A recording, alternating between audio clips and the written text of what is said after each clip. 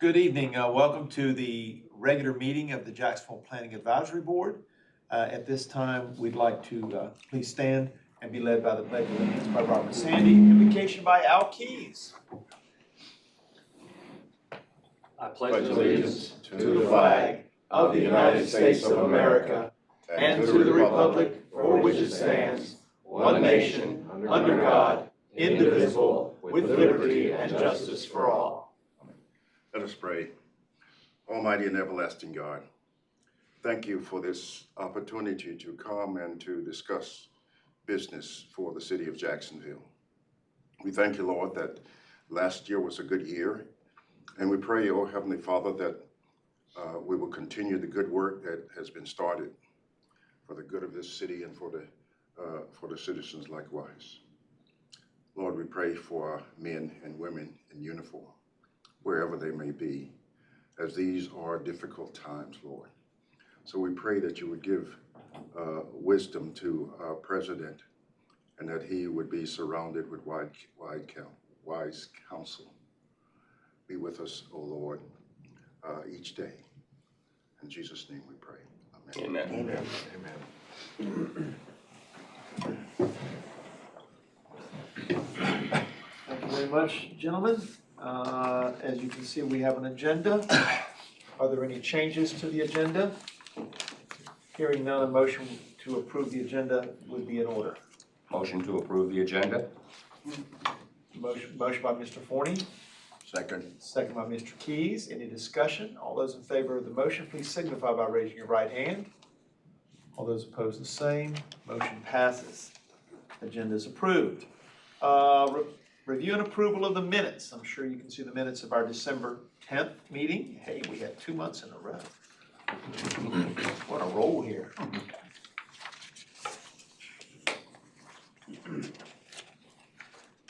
Any discussions, changes, deletions, corrections, or additions? Hearing none, a motion to approve would be in order. Motion to approve. Motion by Mr. Sandy to approve. Second. Sorry, Dr. Lasan got a second. Okay. Second by Dr. Lasan. Any discussion? All those in favor of the motion, please signify by raising your right hand. All those opposed, like. Motion passes. City Council update. Councilman Warden.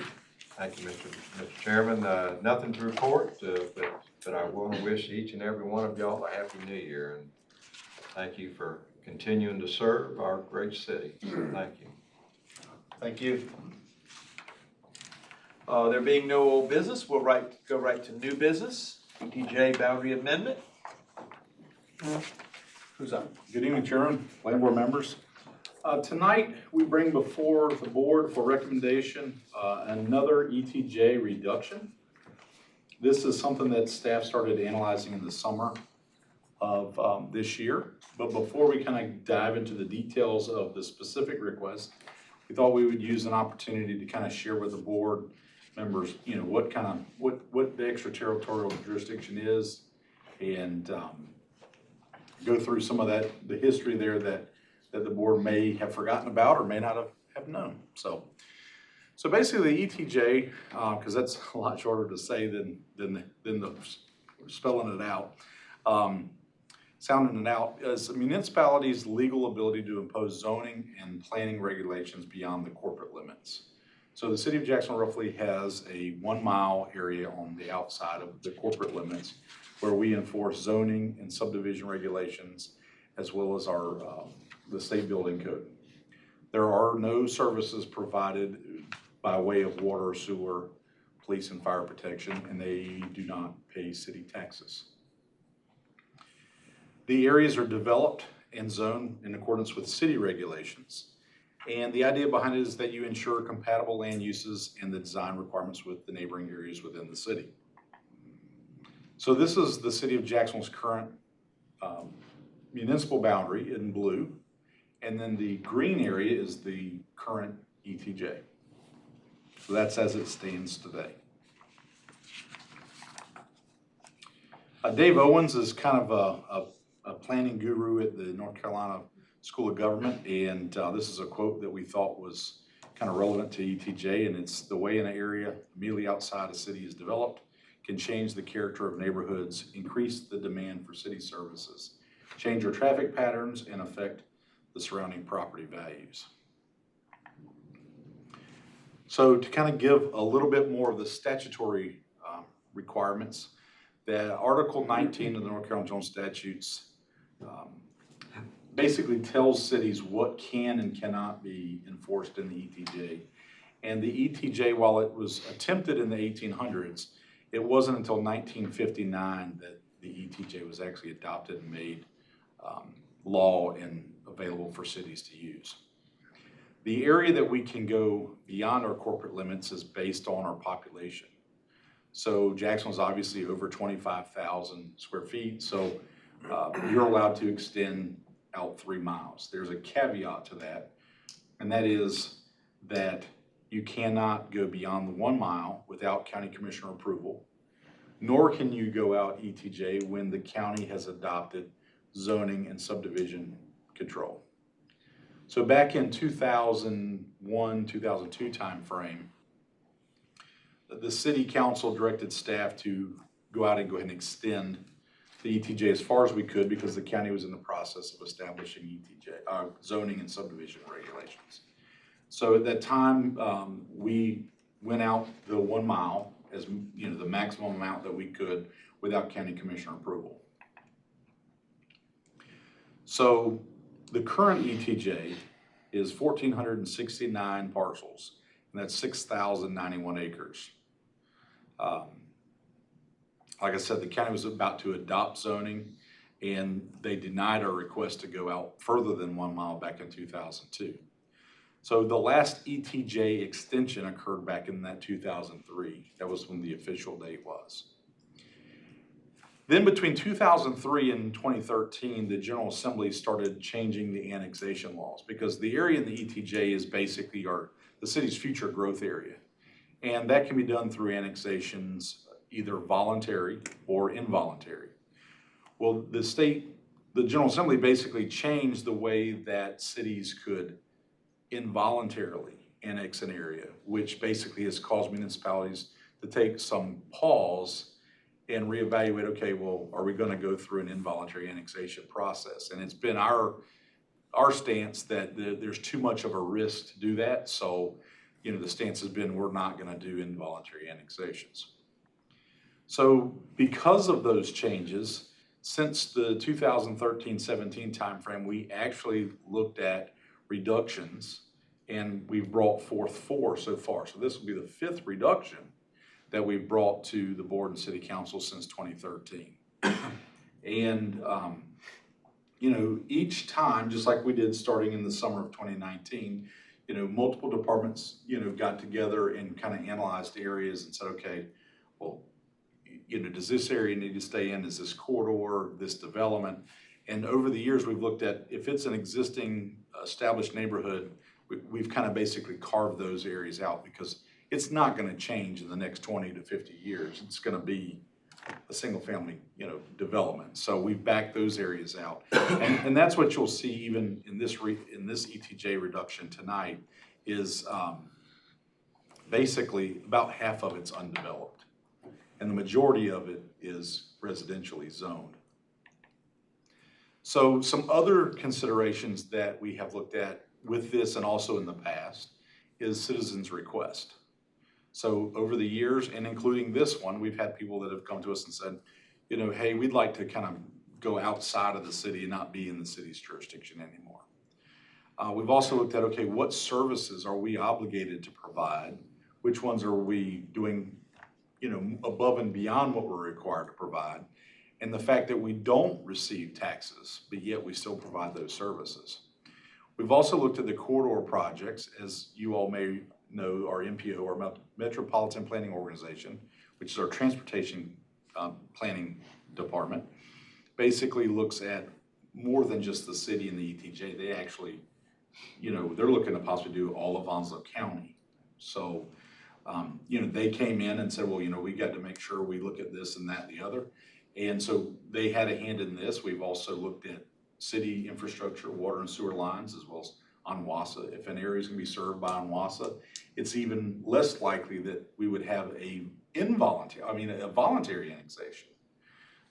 Back, I don't know, 10, 15 years ago, there was an apartment complex proposed there at 24 and Piney Green Road, and Onwassa was in the area, so they built a 300-unit apartment complex, an urban type development, but they got services from Onwassa, so they've never annexed. They didn't feel that there was any reason to do so because they were getting the water and sewer, didn't have to worry about private systems or septic, and they really weren't worried about the police and fire protection. So, and whatever other reason may be the case, so they chose not to annex. We also have to follow identifiable boundaries, things such as roads, creeks, and power lines, so that you can look at it and say, if that's the jurisdiction on the left side is the city, the jurisdiction on the right is the county. So when we kind of look at carving out areas, we look at those types features. We also consider the gateways, which ties back to the transportation component.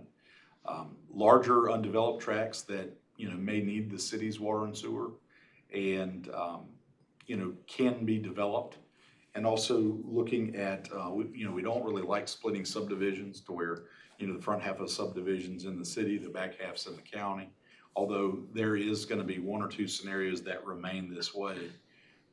But it's also partially because of the corridor scenario. So additional considerations is, the enforcement of ordinances, zoning, building, and fire. So within the ETJ, we're still sending out zoning code enforcement officials, building code officials, fire code officials. So we're going outside the city to perform these services with things such as landscaping requirements, signage regulations, so that if there's somebody in violation of our signage rules, buffering, transportation impact analysis, as well as if somebody proposes a development, they still have to meet all of the city standards as it relates to road construction and water and sewer infrastructure. One other factor, or some other factors that we hear and council hears, is that basically they do not have political representation for ETJ residents. They can't vote for the city council, and the council is the ones that's making the rules that they have to basically follow, but they can't vote them in or out of office if they don't agree with the regulations. I mentioned the tax component already, and the routine fire inspections. So the next steps was to receive city council direction, which we did, and it was a reduce with the area that we'll show you tonight, which was kind of a surgical approach, because we had several options that we gave council. We could leave it alone, we could do the surgical method, we could reduce another different than what staff had presented to city council, or we get rid of 100% of the ETJ. I think Boone and Buncombe County, Asheville, those two areas do not have ETJ today. They've had the ETJ taken away through special legislation.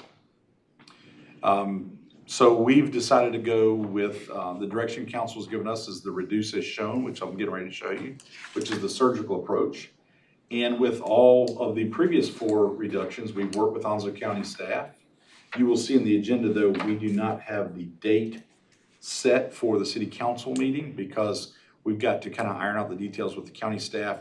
When we take that to city council, 60 days from the effective date, basically it would revert back to the county. And if the county doesn't have zoning established, then it could be kind of a little bit of a no man's land. So we'll work with the county staff. We've already been working with the county staff. They've gotten our GIS layers that will reflect what I'll show you here in just a moment.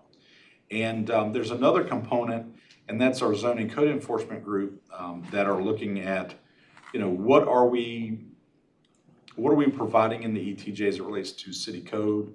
What should we be? What shouldn't we be? So there's another component that another department's working on as it relates to enforcement, and they will be looking to bring forth some adjustments to city council.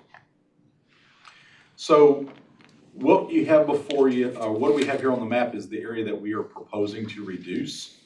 And you'll see that there's some river boundary, and that's just basically kind of a house cleaning item. Technically, it just makes our GIS data layers a little cleaner.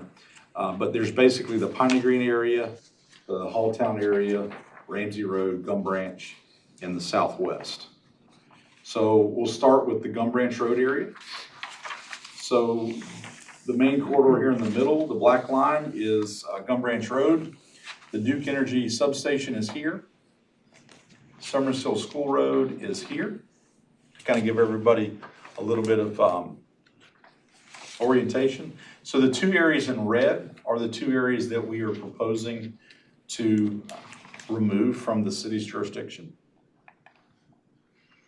The next area here on the map is the Halltown area. You'll see the area in red here. That is White Oak High School. So the Food Lion Shopping Center would stay in, and then all the area outside along Halltown Road would come out of the ETJ. Next area is the southwest area. So for everybody's kind of reference point, the yellow marker here is where the Harley Davidson dealership is, because I'm sure everybody knows where the Harley dealership is. So this, the Food Lion Shopping Center here, the Plum Point Plaza. So basically, we're going to cut the boundary off right there. Good. It's right there at Hemby, right across from Montrese Mini Storage, I believe. Gotcha. If you recall, there was a home that burned down there several years ago. It's a vacant commercial tract now, but from there north. And then the Piney Green area closest to 24. So there's a small area along Highway 24 that would come out of the jurisdiction, and then the area just north of the railroad tracks. The railroad tracks are right here, so the large red area, and then here's Hunters Creek Middle and Elementary School for reference points. Why that small area right off the highway? The primary focus there is that you have Onwassa Water and Sewer in the area there, and we just didn't see that along the corridor in that area that we were going to go out any further. We found a street to kind of pull back to, and versus coming all the way back to the intersection. Because if you look right here at the intersection, you got a little blue area that's already city limits. Right. So that was just the most logical point to kind of pull back to. There's a street right here as far as a defining boundary. And with that being said, one other area on Totem Drive. So Carolina Forest Elementary School is here.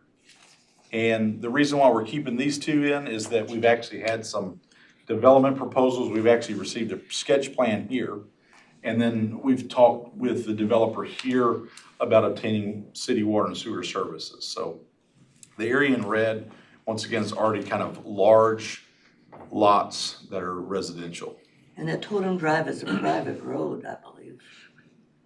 It's either private or it's a state maintained. I'm not sure on that status. Because I know somebody who lives on there and they have to maintain the road. I mean, Okay. it's a terrible road. Right. So with that being said, we have initiated an amendment to our ETJ. It would remove 337 parcels totaling 1,037.1 acres. And this is a process that started back in the summer, multiple departments. We've met with City Council on 2 occasions, October 22nd and November 6th. And as a result, we're bringing this forth for your recommendation.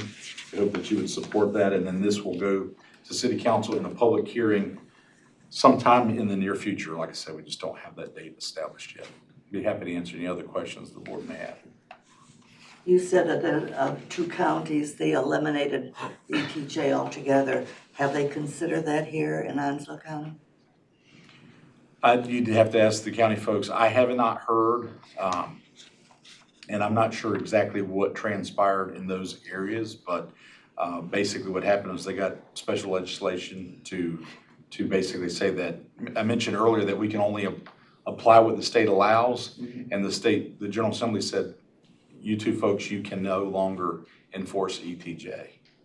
I think that there's been some dialogue over recent years about maybe eliminating ETJ altogether. So it may not be in the pipeline right now, but it may be in the near future, so. What is the biggest impact to our city by eliminating these areas? As far as city staff goes, I mean, there's gonna be fewer inspections that we have to perform, fewer minimum, whether it be, in some of these we may not be able to perform, but minimum code, junk vehicles, high grass and weeds, zoning enforcement cases. As far as the other, you know, we're gonna try to keep, we're keeping the areas that we believe we need to hold on to enforce the regulations for growth moving forward. And being that Onslow County established zoning back in 2003, they will, if it's an existing residential subdivision, they'll probably convert and they'll apply their standards. And then those folks will be able to vote for the county commissioners that assign those codes. At this point, they still vote for county.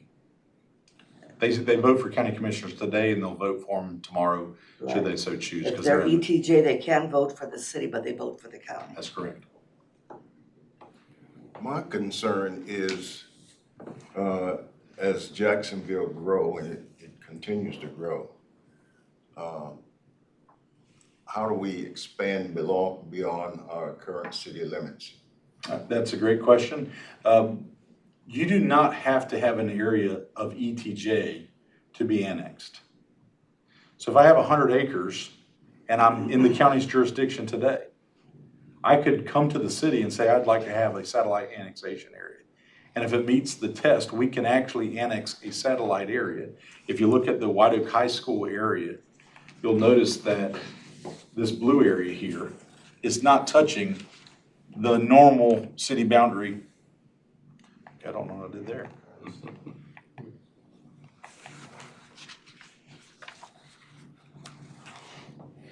Let's see. Oh, Alan, can you?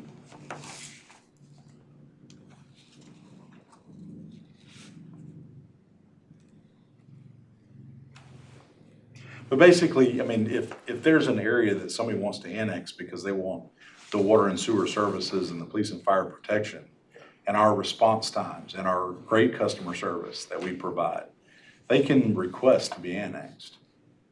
I'm thinking about that big area over on Piney Green Road, right behind the high school that we had looked at some time ago. That area is Patriot Park, and that's the blue area here. It's already annexed.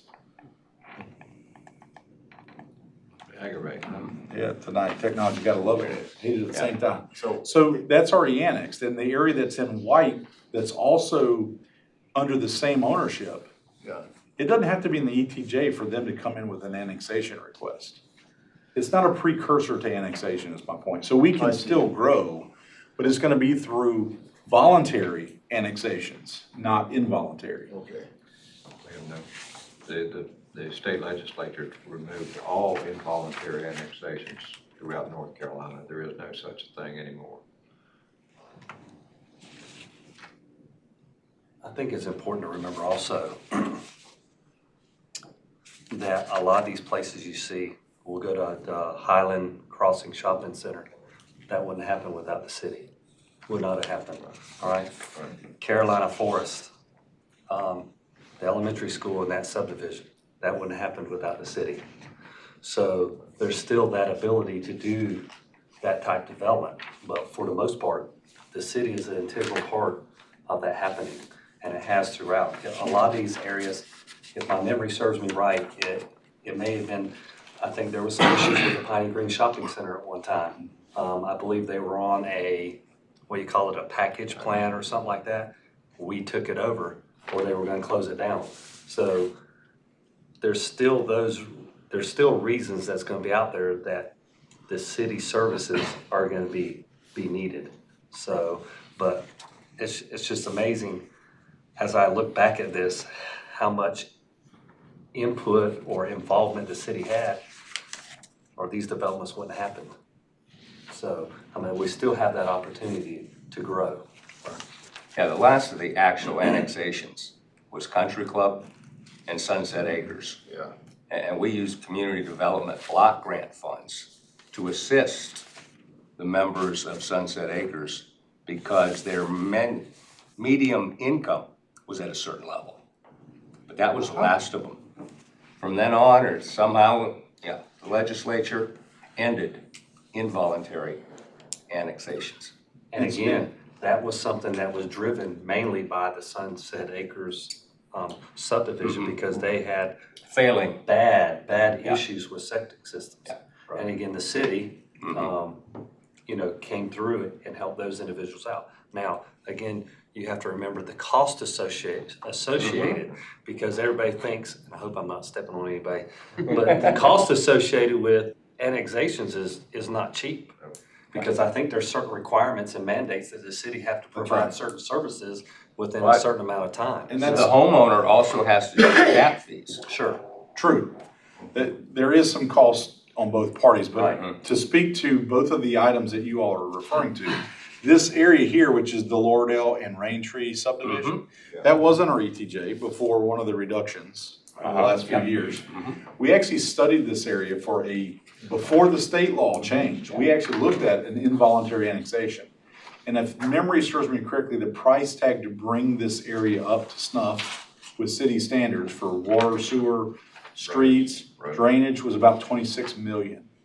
That was a money-losing proposition. Right. And then city council had a public hearing on it, and there was actually people that showed up and said they didn't want to be annexed. So, that the annexation plan kind of stopped there, and then because of that and other factors, we began a reduction of ETJ. And this may not be our last one. And the next one may be another one where staff gets together, or the next one may be a state mandate that says that as of this date, there's not going to be any more ETJs anywhere in the state of North Carolina. So, There's also some fiscal questions there that need to be asked and answered too, about, like you said, man hours and stuff taken, how much value is there to the future growth, but it's not stopping future growth. But right now, I'm in. I was gonna say that Dr. Woodruff is with us tonight. I mean, do you want to say anything as it relates to that? I mean, as far as that's something that we've looked at. I don't mean to put you on the spot, Dr. Woodruff, but we did look at the fact that we are spending, staff hours. And in some cases, with at least with a building inspection, you have a permit fee. But as it relates to a zoning enforcement case, the only time that there's a fee there is if they want to appeal or challenge something. And that's once they've gone through the staff appeal process. That's if they want to go to the Board of Adjustment or go through a rezoning or whatever it may be. So there's staff time that's involved with no, they're not paying for those services, so. I think everything that Ryan and the members of the Planning Advisory Board have stated is right on point. When you have taxpayers, you can deliver service, and the taxpayer is, of course, getting the return for the taxes that they're paying. On the other hand, when you have an enforcement area that people do not vote for your elected officials, and you have an enforcement area where the people do not pay anything, then where is the incentive for them to ever annex? If I live inside the city, I am paying and expecting the city to take care and solve problems for me. If I don't live inside the city and I have a problem, let's say with my very good neighbor, I'm asking the city to step in and solve a problem. Okay, the city does. Well, guess what? I feel very good about the city, but no, I don't want to pay city taxes. It's my philosophy, which I think is a business philosophy, is this. If you want a hamburger, then you pay for it. If you want quality city services, you pay for it. But if you're not willing to pay for it, then you shouldn't get the service. Because is it fair to those of us who live in the city and pay for those services, including code enforcement, fire, and all of that, for that service to also be given free to people who aren't paying city taxes? Personally, I don't believe that that's fair. I will say to you that in the discussions with City Council, Mr. Warden will tell you, I was in favor of significant reductions beyond what you're seeing. Ryan makes a very good point, though. and that is this. You can grow the city through voluntary annexations, and that's what the mayor and council have established as a policy. We're going to selectively and very strategically use our water and sewer expansions so that we will grow where there is no current development. But let's go back to what Ryan just talked about. I believe you call it the Lauderdale? Lauderdale Range area. The analysis showed in that area that it would be over $26 million that the city taxpayers were going, not taxpayers, the city water and sewer customers were going to have to front and pay for and absorb. And that the tax value in that neighborhood would never return that investment.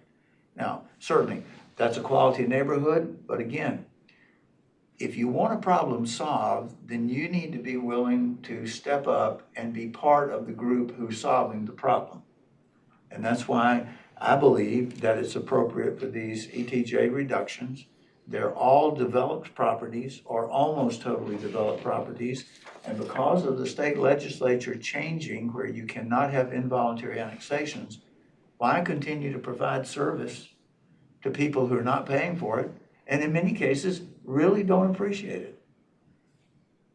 And that's just my soft speech on ETJ reduction. I think it also, from an enforcement standpoint, sometimes it can be a little confusing when someone has an issue with a neighbor that maybe has garbage or junk in their front yard, and they're not in the city, and they know they're not in the city, but who do they go to? Well, well, I'm not in the city, so they go to the county. County says, well, you are in the city's ETJ. Well, the normal everyday person doesn't understand the ETJ as well, and they think, well, I'm not in the city, so who do I go to? And then they bounce them back and forth, and then they don't get something resolved. So it's a lot less confusing for the citizen to either be in the city or not in the city. And we've even had some situations where one side of the street's in the ETJ and the other side is not, and that causes some issues too, from an equity standpoint, so. Well, I've heard some really good discussion, and I really am impressed with your knowledge, members. But some of you've got it from personal experience. So, yeah, are there any other discussions about the ETJ? So maybe I just need a little bit of education, but so in the ETJ, we're still paying county taxes, and not many of us know where that money's going then. Because to me, I'm paying taxes. I'm thinking if I'm the average person in the Montclair subdivision, it's going towards firefighters, police departments, all that. So then where is all that going towards? Well, let me answer it this way. If you are not a city taxpayer, then you are not paying for any city services. We all, whether you're in the city or not in the city, we all are part of Onslow County. So for example, I'll use my wife's house that she's kind enough to let me live in. We pay basically the same dollar value in city taxes that we pay in county taxes. As a city resident, I get the same county services that you get. But I also get, I'll come to that in just a second, I also get the city services. In the county, if you want garbage collection, you have to hire a private contractor to do it. Police protection in the county is provided by the sheriff's department. Social service is provided, part of our tax dollars, both as a city resident paying county taxes and as a non-city resident paying county taxes. A lot of your money goes to the county government for the things that they're responsible for, primarily from a health department, social service side. If you're in the city, the roads in front of your house belong to us. And I have to admit, one of our challenges is we don't have enough money to maintain our roads. If you're in the county, the road in front of your house is not a county road. It is a state road. And if you think the city, or private, if you think the city has difficulty maintaining our roads, the state really has difficulty. So to answer your question, your county taxes go to support anything that the county government, the court system, the jail, the social service functions, the animal control, and especially the schools. Okay. And Can anybody help me out further with that? No, that's pretty good. No, Part of Got it. that's, Part of the problem is you get sheriff, but you have mostly volunteer fire departments out in the county. Their response time is nothing compared to what a city fire response is. Now, the county is probably trying to move towards paid firemen, but they're a ways away. They can't afford to do that either. I mean, they have money limitations just like we do. There are some subdivisions in the county that are not state-maintained roads, that the roads are atrocious. I can tell you some that I don't know how people even can drive in there. I was afraid that I wasn't gonna ever hit the bottom of one of the holes that I drove into. So we may not do the greatest job on our roads, but I can assure you that they're a lot better than what the county roads eventually will be. They're just going to continue to wear down, and they're not maintaining near as well as we're trying to. So, But as you can imagine, to the state's defense, they have, I think North Carolina's like the second or third largest behind Texas, I think, in terms of road miles. So the state of North Carolina DOT has a lot of miles of roadway that they're responsible for maintaining. And recently, their new construction has kind of been pegged back because of all the repairs due to Hurricane Florence. and it wasn't just their new construction. Yeah. All Oh, yeah. their whole, even their repaving. Yeah. Put on hold Mhm. or cut back or delayed, whatever. Mhm. So hope that helps a little bit. You know, we pay with our city taxes, we get basically free pickup of our trash and recycling. But it's outlined on your bill. Well, right, I said that. Part of that money goes to the county for their landfill. Yeah. But, Mhm. if you're in the county, you're paying for your trash pickup and recycling separately, so. You also, and I tell this to my students, that, if you live in the city and you call a fire department or police department, you have an expectation of a rather quick response time. If you're in the county and you do likewise, you can't expect, it's not fair to expect the same response time. You're not paying as much. And you're also talking about a larger land. Yes, and they've got to cover much more territory with fewer deputies. So that's just one of the advantages. Now, there are advantages to living out in the country. I mean, I know people that do, and they love being away from everybody, but being away from everybody comes at a cost sometimes.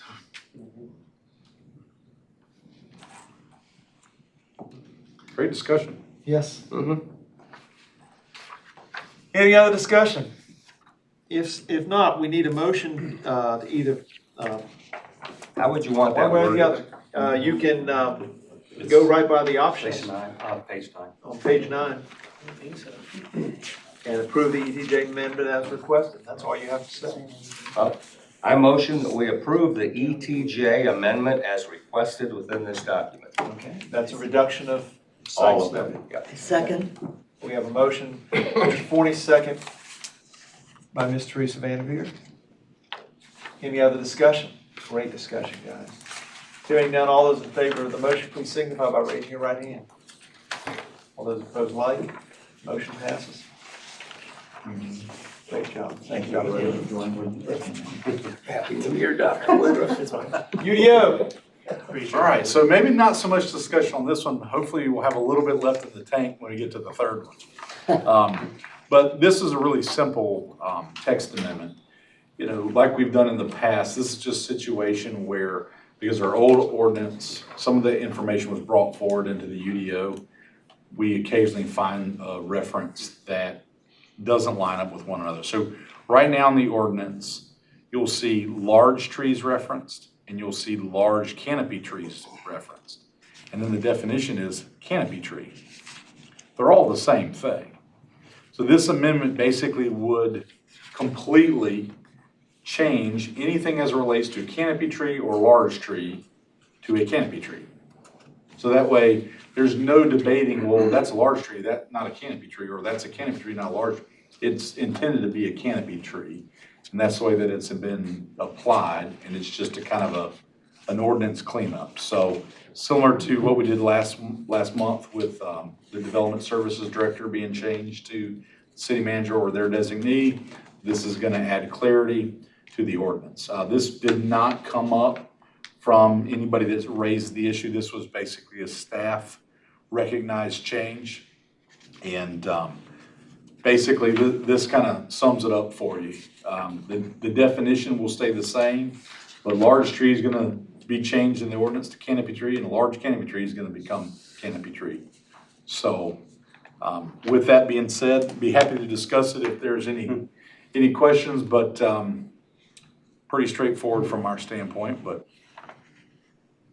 happy to answer any questions that the board may have. In their motion, do they have to tack on the part that says that, because it advances the public interest by adding Yes. clarity? And I got it in the right spot this month. Thank you. I'll make a motion that we approve the UDO text amendment found in attachment A. This amendment advances the public interest by adding clarity and eliminating conflicts within the current ordinance. Great motion, Ms. Vanderveer. Do we have a second? Second. We have a second. Any discussion? Hearing none, all those in favor of the motion, please signify by saying. It's actually attachment B, I'm isn't sorry, it? by raising your right hand. Attachment B, right? I think that's just a Oh, typo. hold on. There's a typo, yeah. Attachment, Okay, attachment Attachment B. B. attachment B. No, it should be A. A, It's agenda item B. Okay. it's, Attachment A is the map. No, it's not the map. The ordinance. Is the ordinance. Okay, On page got 20. it. It's correct. Got it. My bust. So is there a motion by Ms. Vanderveer, second by Mr. Breedlove? Okay.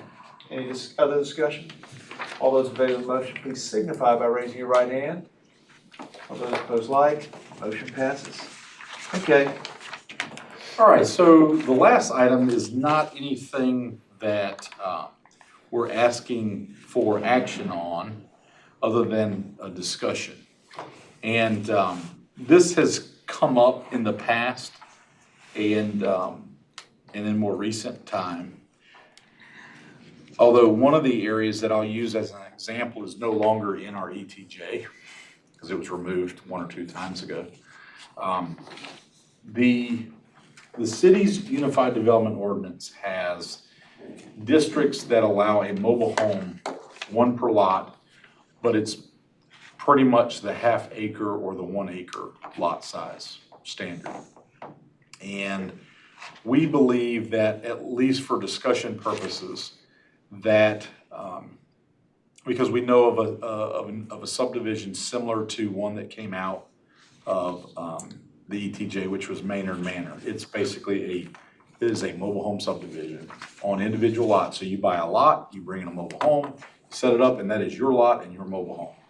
And the lot may only be 6,000 square feet or 8,000 square feet, not a ½ acre, not 20,000. And we have another subdivision, and we may have some other locations here in Jacksonville that kind of fit the same bill.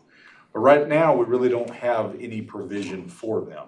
So we thought that it was, staff has talked about it over, the past, and we thought that it was just time to kind of bring that forward for at least a discussion. And we plan to have a workshop with city council as well. But our thoughts are, since we have a subdivision that has covenants that say you cannot build a site-built home. The only thing that you can do is bring in a mobile home. So let's say that mobile home is 20 years old, and they're ready to pull that one out and bring in a new one. Jeremy and I have to look at them and say, can't do that. Ordinance doesn't allow it. Because the zoning, after the UDO adoption in 14, when the zoning changed, the use table changed, mobile home 1 per lot is no longer allowed. So this would create a district. So this would give us a new tool in our toolbox. Now, doesn't mean anybody's gonna get to use that tool. That'll be the second phase. And that means that basically a rezoning would have to take place afterwards. So whether that be a city-sponsored rezoning, or whether that be that I own a piece of property and my neighbors want to get together and come in and say, hey, we want to rezone our area because we live in a situation where we can only bring in a mobile home and your ordinance doesn't allow it today, let's say it changes, then they can bring forth a rezoning for that neighborhood. Or we may bring it forth as a staff-sponsored rezoning. We're just getting started with this, but what we had looked at was basically to mirror the RMF LD zoning district in a lot of ways. We would establish a minimum lot size. We would establish use table standards. And if you look on page 22, this is kind of a really quick attempt at kind of creating some standards. And like I said, it mirrors the RMF LD because that was a zone that in the past allowed mobile homes. Explain the RMFLD, please. The RMF LD is the residential multifamily low density district. So we would just basically use that as an example, since at one time, it used to be the RM5 district, and there was mobile homes allowed. The RM5 merged with the RM6. RM6 didn't allow mobile homes. So when we brought forth the UDO, we could either allow mobile homes or not allow mobile homes. Either way, one of the areas would be impacted. We went with we're not going to allow mobile homes in that district. We blended them together, and any mobile homes in this zoning district became non-conforming. And they were just stuck. This would basically give us and council and the board an opportunity to say, okay, well now we've at least created a new zoning district, primarily a mobile home district, one mobile home per lot. So we're not talking about a mobile home park. We're talking about fee simple lot that somebody owns that they can bring their mobile home onto. And there's an example that I use Maynard Manor. We have one in our jurisdiction that is, it's called Hickory Hills. It's near Tractor Supply. They're all individual lots, mobile homes. They cannot pull out and bring back in a new mobile home. So That's ETJ. that is ETJ, but we're not pulling it out because that was an area that we felt needed to remain. So we at least would have a tool in the toolbox that one of two things could happen. Either staff's gonna come forth and say, you have this 100 lot, 200 lot, 50 lot, whatever it is, area, and this is their covenants, even though the city usually doesn't get involved with private covenants. It is, that is a factor for them. It may not be for us, but basically they cannot replace the home that they live in. And they can't build a site built per their covenants. They would be in violation of their covenants. So at least we would have a new district that we create that would allow either the residents to come forth with the rezoning where they go before planning board and city council and say, hey, we are requesting to rezone this area. Or it may be that staff brings it forward. Right now, we really don't have anything for a smaller lot, mobile home type development. May not be something that the board, wants to consider, but we thought that it was worthy of bringing forth for discussion to kind of get your thoughts on if we bring this forward, is there anything that, we might need to think about moving forward from the board standpoint? Those mobile homes, trailers, on Sybil Street in Georgetown, if it got pulled out, you can't put another one in? Same way with those ones that are over by, the masonry place. You're gonna have to help me with that. Yeah, Adams Block. 258. Yeah. Oh, that's right there on the edge of our jurisdiction Right, anyhow. so I don't even know if it's in ours. You got a whole line, 2 lines of them. So our ordinance allows mobile homes, 1 per lot, in the RSF 20 and the RSF 40 zones. We do not presently have any RSF 40 zones. We created that with the UDO. So we have that tool in our toolbox. Nobody has ever exercised their request can we pull that tool out of the toolbox? And this doesn't apply to Holiday City Mobile Home Park? No, sir. That is a mobile home park, and that has a special use permit that was granted by city council here, and planning board saw it too, in the last 3 or 4 years, I believe it was. It was actually a rezoning to PDR. PDR, that's right. They are the only PDR functioning in the city of Jacksonville. Planned development residential have specific rules that are specific to Holiday City Mobile Home community. Well, that's where I was gonna go with my question. I mean, I would have to gauge this based on if there has been or will be any requests for this type of action to happen, number one. And then why couldn't you create the situation where you had a special use in some of the already existing tools in the toolbox? You could. The problem, the way I look at special use for an individual lot within a subdivision, I don't know that that's really a good method. But for the most part, in the city, I live in Northwoods, he lives in Northwoods. There's no chance that we're gonna get a mobile home request to be put in Northwoods, Branchwood, I don't know, some of the other places. Well, So- somebody could request it, we would deny it unless it was built to the state building code. Sure. So it could be modular. More of Right. It could be engineered. manufactured, it would have to be Correct, but modular. not what we're considering Right. mobile homes by the pictures you have here. Right. Okay, Unless they basically upgraded that to meet state building code. It could be done, probably cost prohibitive, but it Correct. technically could be done.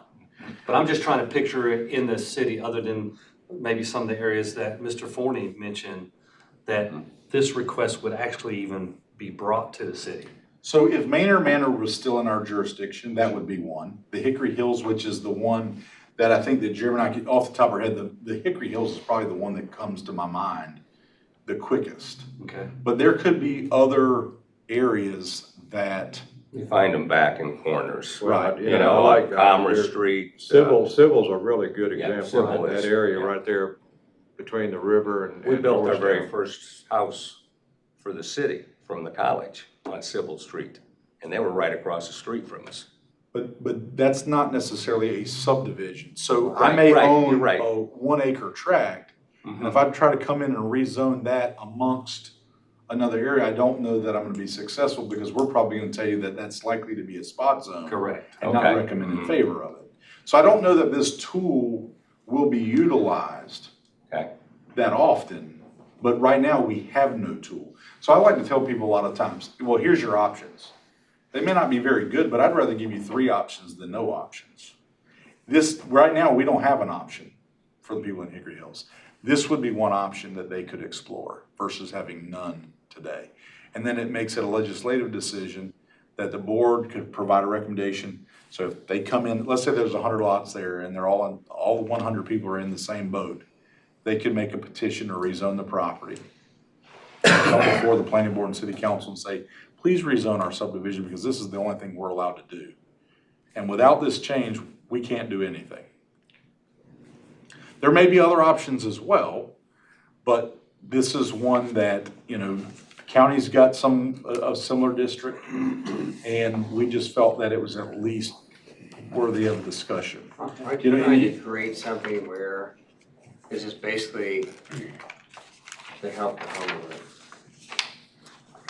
It's like you said, the tool in a box. You might see it, like you said, these areas where the person that's saying their mobile home is really dilapidated, it's running down, and they don't plan on going anywhere, but yet they can't pull out what's there and bring something back in.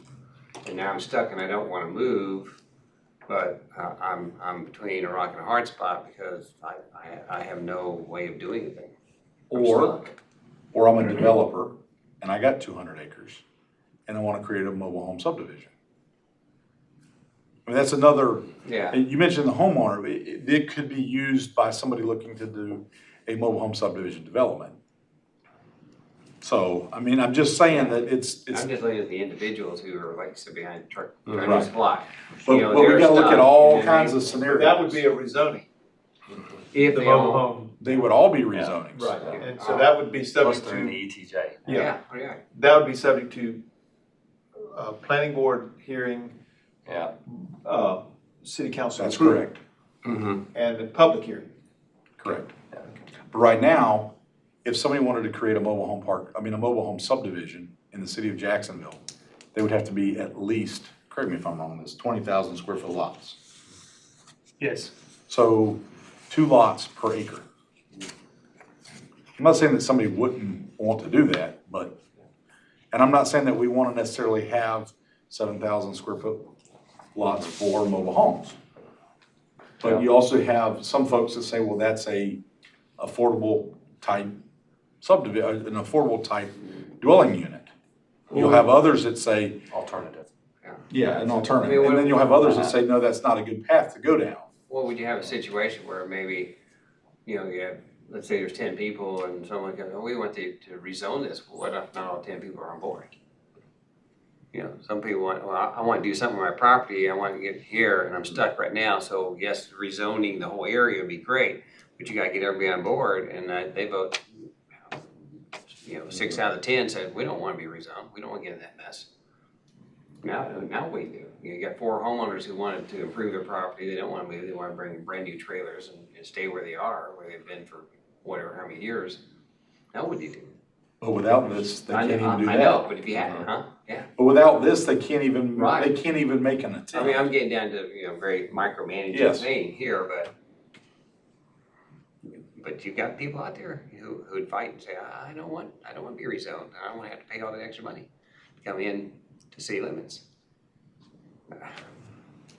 But that might be the tool to say, okay, hey, you're cherry picking your neighborhood. You want to bring in a brand new trailer, you bring in a brand new trailer and tear out your old one. So that's on the small scale versus getting into the big scale like over the Where does Hickory Hills get their water and sewer? I think they have a package system for the sewage. I'm not sure about the water. But given their location, I think that it makes the most logical sense that the city would provide water and sewer services there in the long term, just because. We go by there. That's right, we're in the area. And that's one reason why we didn't look to take it out of the ETJ, because you think about the old Individual Bob's. septic systems.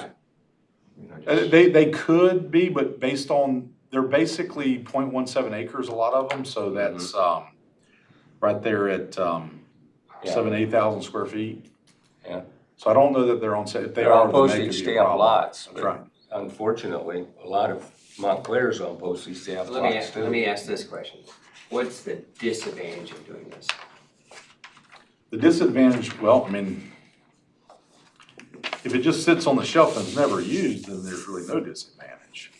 But then again, I guess it depends on whether you like mobile home subdivisions or not. If you're not a fan and one develops, then you'd be like, well, that shouldn't have been built in the city. But then you have others that say this is an alternative that, some people, that's their first home they live in. They've gone from like a multifamily attached structure to on their own lot, as they progress. So, some could argue that, well, that's a benefit that, an opportunity that they don't currently have. Of course, then sometimes land value may be cost prohibitive to go with a mobile home subdivision. But we had one in the former ETJ with Manor Manor, and something like that couldn't happen today. We've got the situation with Hickory Hills and some other areas that may be similar, and really they're kind of stuck. And the other option would be allow a one-for-one swap of mobile homes. We did that before, but, it's another option, but, I don't support that. My comment is, if the idea is that it's not allowed, then allowing it to stay and keep going, you might as well make it a permitted use in that district. But I'm on the stricter side of things usually when it comes to non-conforming situations. If it's non-conforming, the idea is that it's gonna go away, not that it keeps rolling over. If it can keep rolling over, then just make it permitted. If you keep letting it happen, then you're saying that you're okay with that type of situation. And that may be. Trying to come up with a situation where you have some control over it. Set some standards, like setbacks and everything else, just like with residential houses. Question I might have is, let's say you're Hickory Hills and you need to replace your mobile home and you're not allowed to. And so, let's say that you appeal through the appeal processes in the city and we deny it all the way. Now, what's your option? Court. And so what would a court say? They may say, city, you've not given any out, any way for them to take care of their situation. we may have a potential liability that way. I hadn't thought about it until you brought up the situation, so that's a consideration too. Another disadvantage is that an area could become slum and blighted because they can't do anything. Right, that's it. They're Substandard only gonna living get worse. standards. It's not gonna get any better. No. If you can't upgrade, it's only it's just going downhill. So, The mobile and home. I think most courts would probably say you've not given them any reasonable alternative. And we may find that we might be on the short end of the stick on something like that, the city, from a legal standpoint. Well, I will say from a legal standpoint, the city has to have somewhere for mobile homes. We cannot say, no city can say, we are not gonna have any mobile homes in our jurisdiction. So we have 2 zoning districts currently that allow them. This would be a third. And then you also have mobile home parks with special uses. So we have multiple Right. avenues. But we don't allow them to change, upgrade, become more current. I hadn't thought about that. I was against mobile homes when we did the UDO, and legally we're told we had to do something, so I think we did a little token, but I was not aware that we had an issue like Hickory Hills that could be a losing proposition for us. And we don't know what's out there in the future for a mobile home. With the advances they're making now in technology and what we can do, we don't know that there's something better sitting out there that could replace that mobile home and make it a much better structure than it is now. They've upgraded them, no question Oh, yeah. for what they did, but it still falls short of state building standards for. That's right. It does for now. Modular, yes, it's a separate entity, and, here we are, we're in a hurricane alley here. We certainly have had our hits of hurricanes. They don't do as well, and tornadoes. How does the county handle this? Well, the county allows them, from what I understand.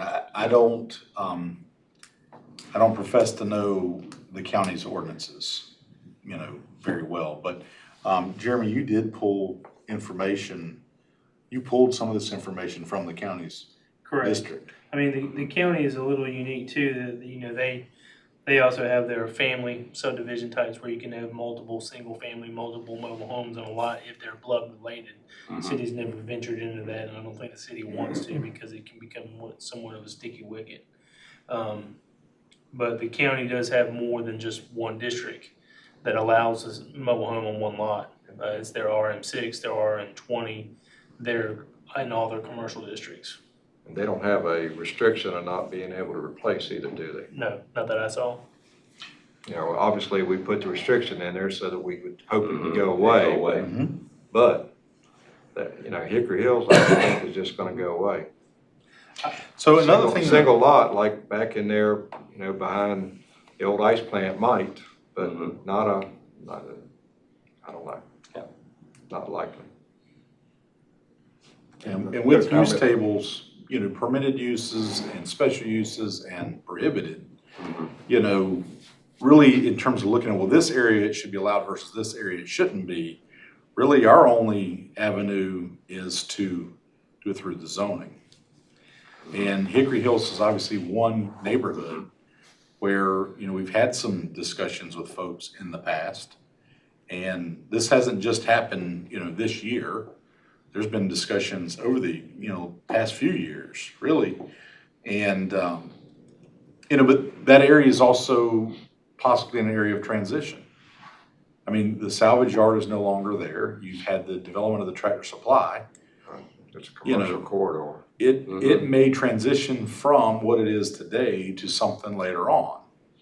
And if we allow it to redevelop as a mobile home subdivision, then that probably prolongs that transition. Now, I'm not saying that we're wanting that subdivision to transition, but as soon as you allow the improvements, then, it's likely to stay there a longer period of time. That's why if it's non-conforming, the idea behind it is that it's gonna go away. I think you know, Bob Warren brought up a good point. I mean, we gotta leave the citizen some room to wiggle, do something, because if you don't, then if you ever got challenged in court, you know, we didn't give them an option. See, And as a person who, homeowner, you know, did we just strip away their whole rights to improve upon their home, you know, improvement? Not just dress it up, and they said, I want a newer, I got this trailer and I bought it in 1990, and I'm going here and I've saved my money and I'm gonna go out here and I'm gonna buy a 2018 model. Yeah, and I don't wanna think, put it in there. I think the non-conforming laws, I mean, cities are allowed to do that. I'm not as worried. I think it's worth having a discussion and bringing in the city attorney for kind of some discussion on it. But, I mean, there's non-conforming situations in every municipality and county. Sure. So at the end of the day, it is a motor vehicle and it could be relocated. True. So, I mean, Right. we have provisions. We cannot not allow them in our jurisdiction. We've got two districts. This would create a third one. Give them the right to upgrade their facility, to do something, you know, to bring something back, not throw them out. You know, like I said, we gotta have those areas set up, which we do. So let's say that we bring forth a district and council, planning board blesses it and city council adopts it. You know, one of two things could happen with, say, Hickory Hills. The neighbors could get together, even if it's just two or three of them, and say, hey, we want to change this area. Or staff could bring forth a rezoning, staff initiated. Say, here's the neighborhood, you know, do you want to rezone this area that would allow this to upgrade? It's a legislative decision. It's a matter of, okay, well, given where it's located, the specifics behind it, do we want to rezone that to this new district or not? Just because we put this in our tool pouch doesn't mean we're ever gonna pull it out and use it. Yeah, I get that. I got a couple of concerns. First, the definition of the mobile home does that include modular Yes, sir. homes? Modular's built to the state building code. Yes. Okay, So this is built to, mobile home's built to the HUD standard. right. Okay, the other comment is, somewhere in the rules of minimum housing standards, or whether they meet the code for inhabitation for people to live in, does that come into play? When the code enforcing guys go out there, if the place is falling down and there's all kind of trash and debris around it? I believe it does. They would be the better party to speak to that, but I can tell you that we've had situations after Hurricane Florence to where units were damaged and they could repair them to a certain degree in lieu of bringing in a new one. Yeah. I mean, and if somebody lives there and it's below a standard, then they either repair it so that it meets the minimum standards, or they find somewhere to live elsewhere, and then they can either let it sit there until they decide to pull it out of there, or they move it out. Can it be condemned? Yes. Mm-hmm. So I'm thinking that would enable us to do some policing of it. Yeah, I think that yes, I think we can police it. I don't think that's the issue. Yeah. I think the real issue is you've got a situation where you've got people in a mobile home subdivision that are stuck. Yes, This would give them an opportunity to get unstuck. yes. It's still gonna take another action that they may not be successful in obtaining. But right now, there's two hurdles. This would eliminate one of them. Or there may be some other option we need to explore. You know, when I first started here in 2000, we did not allow one-for-one swaps. At some point after 2000, that there was a decision to allow one-for-one swaps. So then all these mobile homes were cycled in and out. In about 2012, with the drafting of the UDO, we came before city council and workshop sessions with several key decision points. And one of the things that we asked city council was, do you want to allow the one-for-one swap still, or do we get rid of it? And the consensus was to get rid of it, so that's what we did. And because of that decision, and from a planning standpoint, I agree with it. Because to me, if it's not allowed, then you don't allow it to keep continuing. If you're gonna allow it to keep continuing, then you make it a permitted use. Because if he can have his brought in every year, but I can't next door because I got a raw piece of land, where's the inequity with that? Just because he had one there, before the ordinance changed, now I can't have one, but he can. Every year he can bring a new one in if he wants to, and I can't do that. If it's non-conforming, basically what the policy decision is that you want that to go away. If you don't want it to go away, then make it a permitted use. So we have a situation in a neighborhood where they're no longer allowed. That was a policy decision. So this would give them a new opportunity, or it'll just slowly diminish until it goes away. This is just simply providing an opportunity. If the board thinks this is something that we need to, and maybe say, no, you need to do a little bit more homework, but we wanted to at least start a dialogue with the board to say, this is a situation that's come up multiple times, and we thought that, it's worth having a discussion. You haven't had a discussion with Mr. Carter regarding nationalities, okay? Jeremy, is there anything you'd like to add that I hadn't? I was just gonna add, I thought Mr. Keys was gonna go this direction. We do have, I don't wanna call them design standards, because legally I don't think the city can regulate design standards for homes, but we do have regulation on that a mobile home has to be on a continuously poured foundation around the perimeter. For mobile home subdivisions. Yes, the orientation of the mobile home has to be parallel to the street, alongside parallel. And anything used in the bringing of the mobile home to the lot, the tongue and axle, or any lights has to be removed prior to occupation. So there are things that make it more appealing, like you may see in those images. And those are mobile home park subdivision standards. I don't think there's any reason why you can't take this a little bit farther, because this is a discussion item. But if my memory serves me right, myself and Homer were talking about this earlier. If I want to say there was some sort of threshold back in 2000 where they could only replace their mobile home if it was damaged. And I think part of the reason why we started doing that was because of the safety aspect of it during the storms and stuff like that. Because those of us that have lived around here for quite some time remember the Triangle mobile home park. I believe it got destroyed twice since I've been here. Right.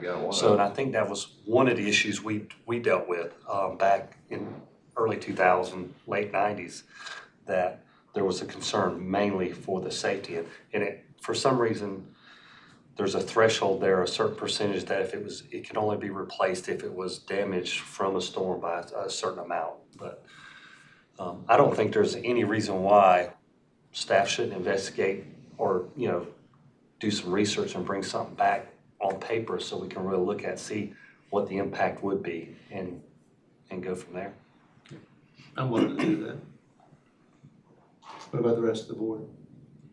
So you want to see the neighborhoods, or you just want to see kind of the framework of the zoning district and use table? I think the zoning district is more applicable. Sure.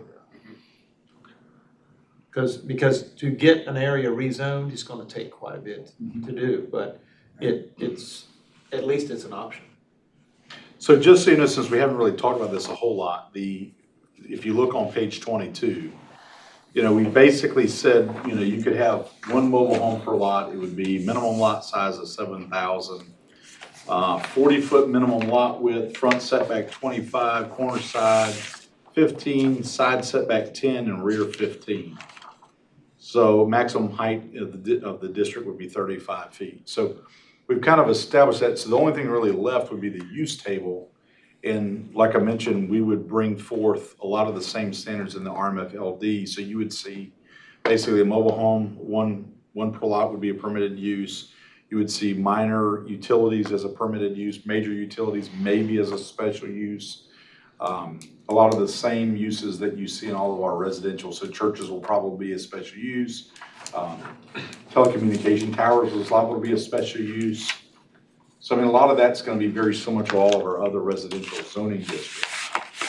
You know, one question that Jeremy and I talked about was, well, do we allow a normal stick-built house to be built in this zoning district or only a mobile home?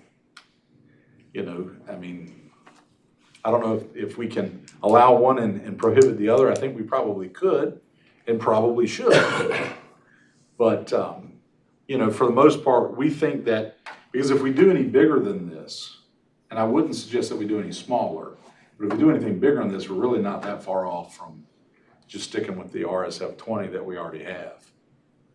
Plus, if you go larger than 7,000 square feet, we haven't done an analysis of, say, Hickory Hill subdivision, other than we looked at 1 or 2 lots that look like smaller lots. And that's how we came up with the smallest we probably could get by with would be about 7,000 square feet. Did you talk about the overall size of it? I mean, restricted to like 20 acres, 40 acres, or whatever? Have you thought about along those lines? 10 acres, you know, I don't know. Is there a minimum size that you would allow is kind of where I'm going, or minimum and or maximum? That's not a bad idea. No, we did not, but that may be something that we could look at, that you have to have at least 10 acres before You know, this minimum, would. maximum. And maybe I missed something, but is mobile home, is it defined somewhere?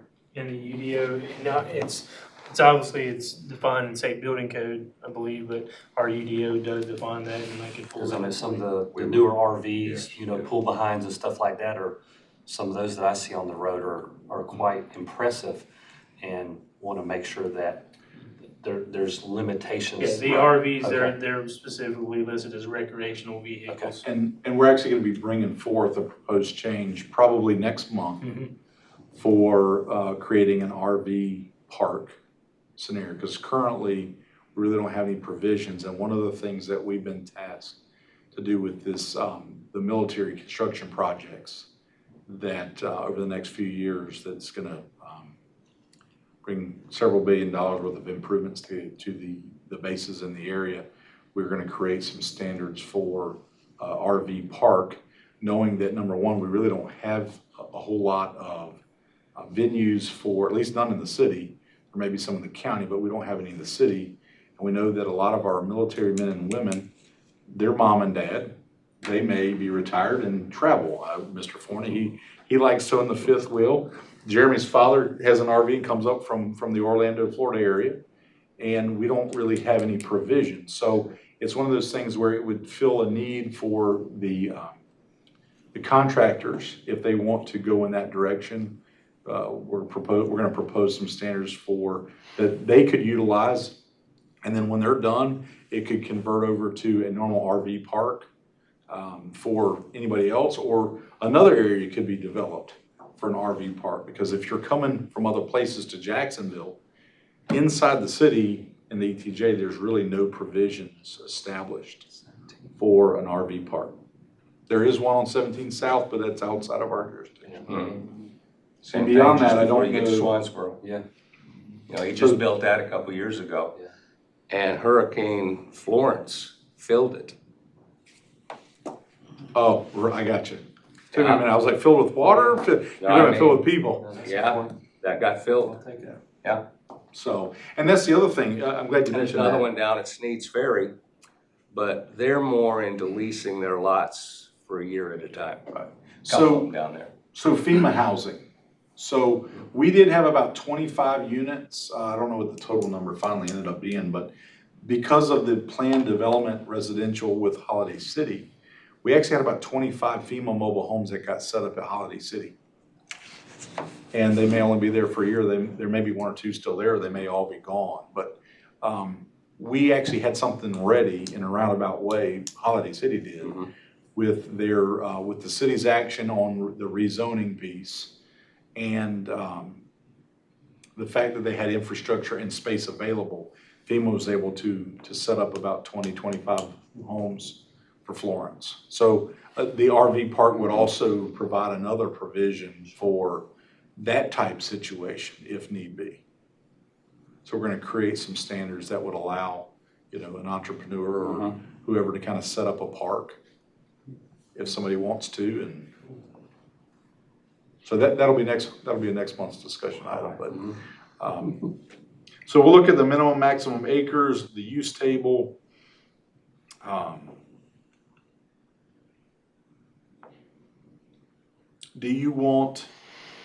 Would you prefer to have that in another discussion session, or would you like for us to bring forth? And we plan to have a discussion with city council as well, and obviously with legal. Would you prefer to see that in another discussion item, or just based on what we do, just go ahead and bring forth an amendment possibly? I'm okay with the amendment. We've spent a good 20, 30 minutes. Yeah. I'd agree. I sent a copy of the definition out to the board's mailing list. Maybe So a easy to go over. potential example of what Wilmington has.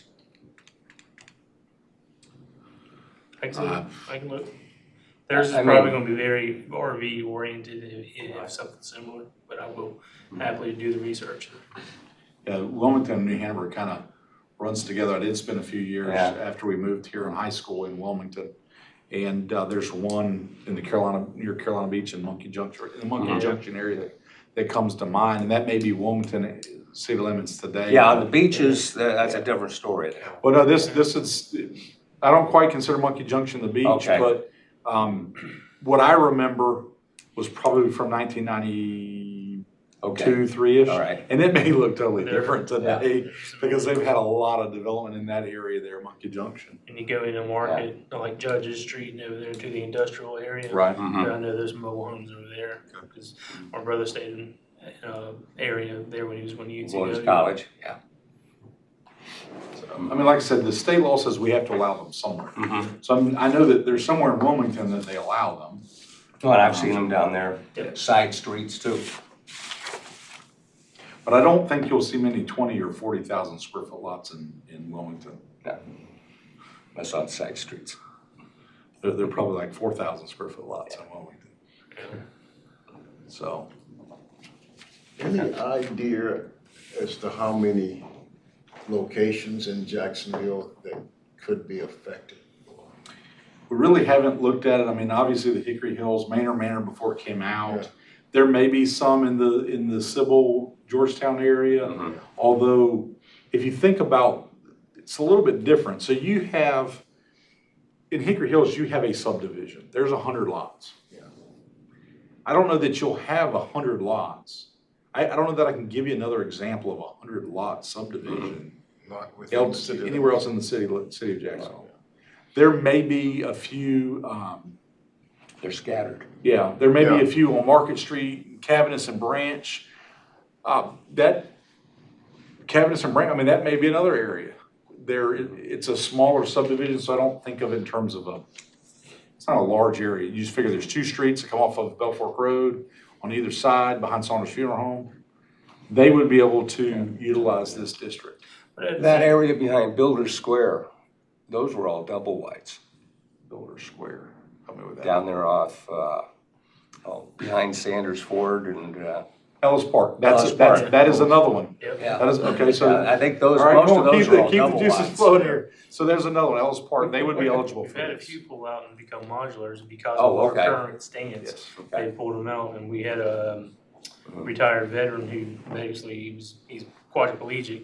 He brought in a modular and it's fully handicap accessible, Okay. but it was a modular structure. Mhm. Well, that's another one. Yeah, but at the same time, I mean, these are rezonings and they would come before this board and city council.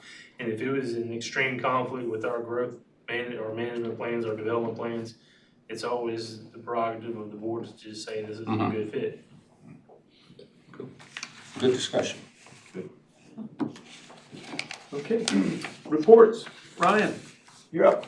Glad to be here. Happy New Year. Thank you. Thank you for the great discussion.